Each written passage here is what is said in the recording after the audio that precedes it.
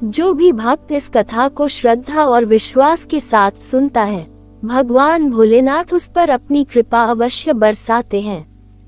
यही सोमवार व्रत का सच्चा संदेश है। भक्ति में शक्ति है, सेवा में शिव है और सच्चे विश्वास में ही ईश्वर का साक्षात अनुभव है। हर हर महादेव, ओम नमः शिवाय। बहुत समय पहले एक छोटे से गांव में धर्मदास नाम का एक गरीब किसान रहता था। उसके पास धन दौलत नहीं थी, लेकिन उसके हृदय में भगवान भोलेनाथ के प्रति अटूट श्रद्धा थी। वह प्रतिदिन सूर्योदय से पहले उठता, स्नान करता और गांव के प्राचीन शिव मंदिर में जाकर शिवलिंग पर जल, बेलपत्र और धतूरा अर्पित करता। उसके पास महंगे फूल या भोग नहीं थे, लेकिन उसकी सच्ची भक्ति ही उसकी सबसे बड़ी पूजा थी। धर्मदास का जीवन कठिनाइयों से भरा हुआ था। कई वर्षों से खेतों में अच्छी फसल नहीं हुई थी। घर में वृद्ध माता बीमार रहती थी और छोटे छोटे बच्चों के पालन पोषण की चिंता उसे हर समय सताती थी। गांव के लोग कहते, इतनी पूजा करने से क्या होगा?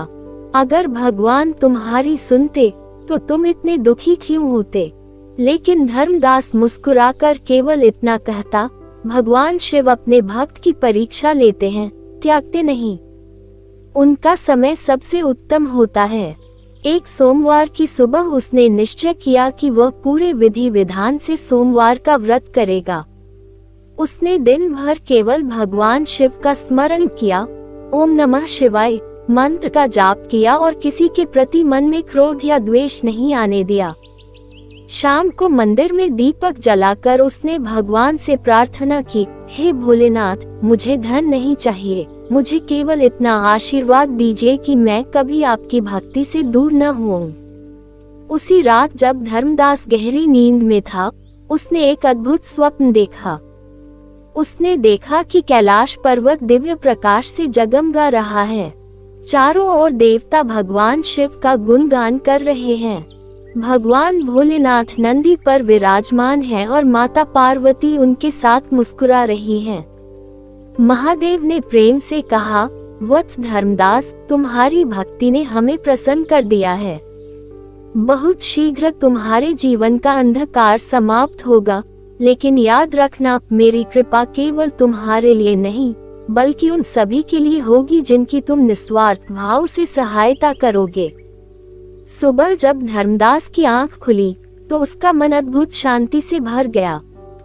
उसने स्वप्न को भगवान का आशीर्वाद मानकर पहले से भी अधिक श्रद्धा के साथ सोमवार व्रत करना शुरू कर दिया। उसी दिन मंदिर से लौटते समय उसे रास्ते में एक अत्यंत वृद्ध साधु मिले। साधु कई दिनों से भूखे थे। धर्मदास के पास केवल थोड़ा सा भोजन था जो वह अपने बच्चों के लिए लेकर जा रहा था। फिर भी उसने बिना किसी संकोच के वह भोजन साधु को अर्पित कर दिया। साधु ने प्रसन्न होकर कहा, बेटा, जिसने भूखे को भोजन कराया, उसने स्वयं भगवान शिव की सेवा की।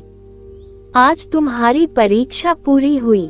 अब तुम्हारे जीवन में भगवान भोलेनाथ की कृपा ऐसे बरसेगी जैसे सूखी धरती पर पहली वर्षा बरसती है। धर्मदास ने उनके चरण स्पर्श किए और विनम्रता से घर लौट आया। उसे नहीं पता था कि वह साधु कोई साधारण मनुष्य नहीं थे, बल्कि स्वयं भगवान शिव की लीला का एक दिव्य माध्यम थे। यहीं से उसके जीवन में एक ऐसे चमत्कार की शुरुआत होने वाली थी जो पूरे गांव के लिए भगवान शिव की महिमा का प्रमाण बन जाएगा। अगले सोमवार की सुबह धर्मदास पहले से भी अधिक श्रद्धा और उत्साह के साथ शिव मंदिर पहुंचा। सूर्योदय की पहली किरणें शिवलिंग पर पड़ रही थी और पूरा मंदिर ओम नमः शिवाय के पवित्र मंत्र से गूंज रहा था। धर्मदास ने गंगाजल, दूध, बेलपत्र, धतूरा और सफेद पुष्प अर्पित किए। उसने भगवान शिव के सामने हाथ जोड़कर कहा, हे भोलेनाथ, यदि मेरे जीवन में सुख आए तो उसमें कभी अहंकार न आने देना, और यदि दुख आए तो मुझे आपकी भक्ति से कभी दूर मत होने देना।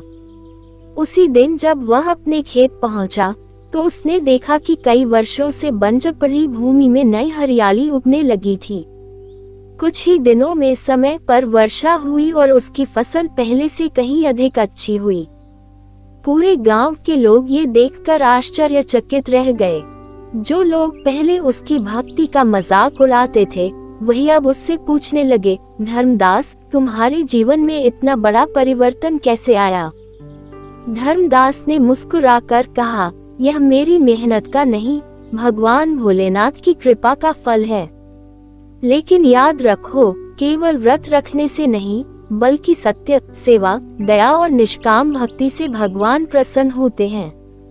कुछ समय बाद गांव में भयंकर सूखा पड़ गया। तालाब सूख गए, कुएं खाली हो गए और लोगों के सामने भोजन का संकट खड़ा हो गया।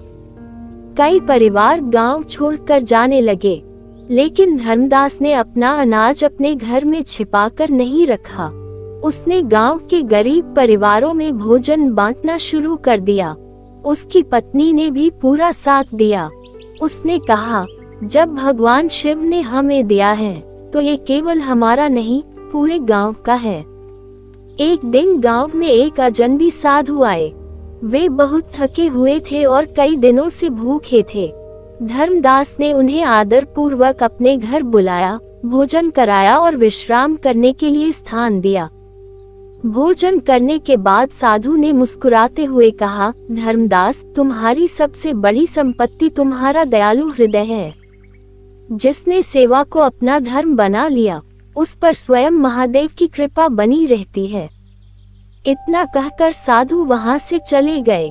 अगले ही दिन आकाश में काले बादल छा गए। तेज वर्षा हुई और पूरे क्षेत्र में फिर से जीवन लौट आया। खेत हरे भरे हो गए, पशुओं को पानी मिल गया और गांव के लोगों के चेहरे पर मुस्कान लौट आई। सभी लोग समझ गए कि यह भगवान भोलेनाथ की कृपा है। उस दिन गांव के बुजुर्गों ने शिव मंदिर में एक विशाल भजन कीर्तन का आयोजन किया।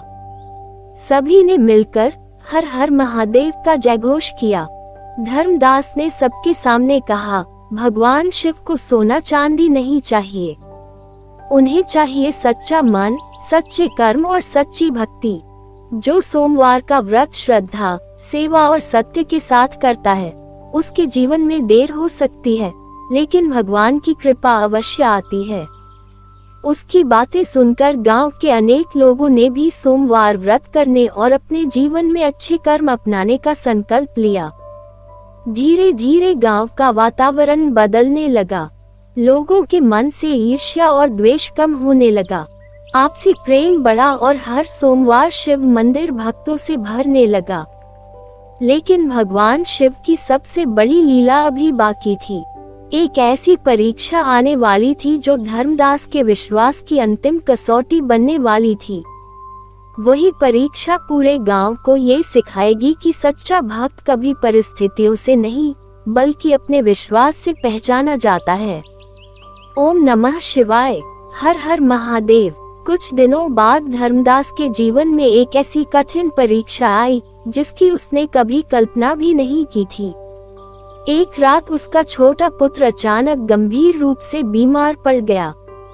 गांव के वैद्य ने पूरी कोशिश की, लेकिन कोई लाभ नहीं हुआ। परिवार के सभी लोग रोने लगे।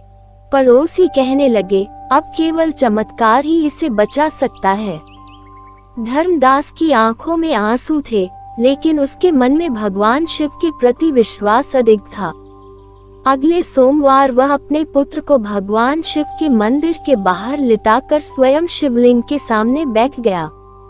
उसने जलाभिषेक किया, बेलपत्र अर्पित किए और पूरे हृदय से महामृत्युंजय मंत्र तथा ओम नमः शिवाय का जाप करने लगा।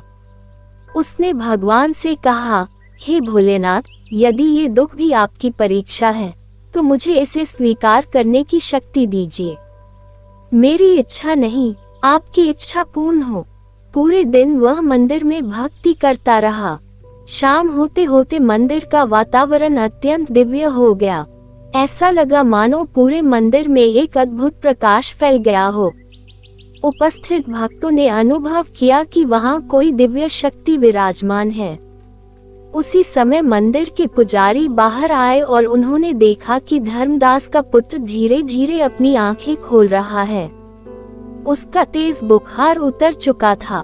कुछ ही समय में वह पूरी तरह सामान्य हो गया। ये देखकर सभी भक्त हर हर महादेव के जयघोष से मंदिर को गुंजायमान करने लगे। धर्मदास भगवान शिव के चरणों में गिर पड़ा। उसकी आंखों से आनंद के आंसू बह रहे थे। उसने कहा, हे भोलेनाथ, आपने मुझे फिर से सिखाया कि जो भक्त कठिन समय में भी विश्वास नहीं छोड़ता, उसकी रक्षा आप स्वयं करते हैं। उस रात धर्मदास को फिर एक दिव्य स्वप्न आया। उसने देखा कि कैलाश पर्वत पर भगवान शिव और माता पार्वती उसे आशीर्वाद दे रहे हैं। भगवान शिव बोले, वत्स, याद रखो, सोमवार का व्रत केवल उपवास का नाम नहीं है। ये सत्य, संयम, सेवा, करुणा, क्षमा और अटूट श्रद्धा का व्रत है। जो व्यक्ति इन गुणों को अपने जीवन में अपनाता है, वह मेरे सबसे प्रिय भक्तों में से एक होता है। भगवान शिव ने आगे कहा, जो सोमवार के दिन सच्चे मन से मेरा स्मरण करता है, जल और बेलपत्र अर्पित करता है, अपने माता पिता का सम्मान करता है, भूखे को भोजन देता है, सत्य का पालन करता है और किसी का बुरा नहीं सोचता, उसके जीवन से धीरे धीरे दुख दूर होने लगते हैं। मैं उसके घर में सुख, शांति, समृद्धि और आध्यात्मिक प्रकाश का वास करता हूँ। सुबह जब धर्मदास जागा तो उसने पूरे गांव को मंदिर में एकत्र किया और भगवान शिव का ये संदेश सभी को सुनाया। उस दिन से गांव में प्रत्येक सोमवार सामूहिक रुद्राभिषेक, भजन कीर्तन और अन्नदान होने लगा। लोग एक दूसरे की सहायता करने लगे, झगड़े समाप्त होने लगे और पूरे गांव में प्रेम तथा भक्ति का वातावरण बन गया। कहा जाता है कि जिसने भी धर्मदास की यह कथा श्रद्धा से सुनी और भगवान भोलेनाथ पर सच्चा विश्वास रखा, उसके जीवन में आशा का नया प्रकाश आया। किसी को मानसिक शांति मिली, किसी को परिवार में सुख मिला, किसी को रोजगार मिला और किसी के जीवन में भक्ति का दीपक जल उठा। आइए इस पावन सोमवार पर हम भी संकल्प लें कि हम केवल व्रत ही नहीं रखेंगे, बल्कि अपने जीवन में सत्य, दया, सेवा, क्षमा और विनम्रता को अपनाएंगे। भगवान शिव से यही प्रार्थना करें, हे देवों के देव महादेव, हमारे मन से अहंकार, क्रोध, लोभ और भय को दूर कीजिए। हमें धर्म के मार्ग पर चलने की शक्ति दीजिए। हमारे परिवार में सुख, शांति और प्रेम बनाए रखिए। हमारी भक्ति कभी कम न हो और अंतिम श्वास तक आपके पवित्र नाम ओम नमः शिवाय का स्मरण हमारे हृदय में बना रहे। जो भी भक्त इस कथा को श्रद्धा और विश्वास के साथ सुनता है, भगवान भोलेनाथ उस पर अपनी कृपा अवश्य बरसाते हैं। यही सोमवार व्रत का सच्चा संदेश है। भक्ति में शक्ति है, सेवा में शिव है और सच्चे विश्वास में ही ईश्वर का साक्षात अनुभव है। हर हर महादेव। ओम नमः शिवाय।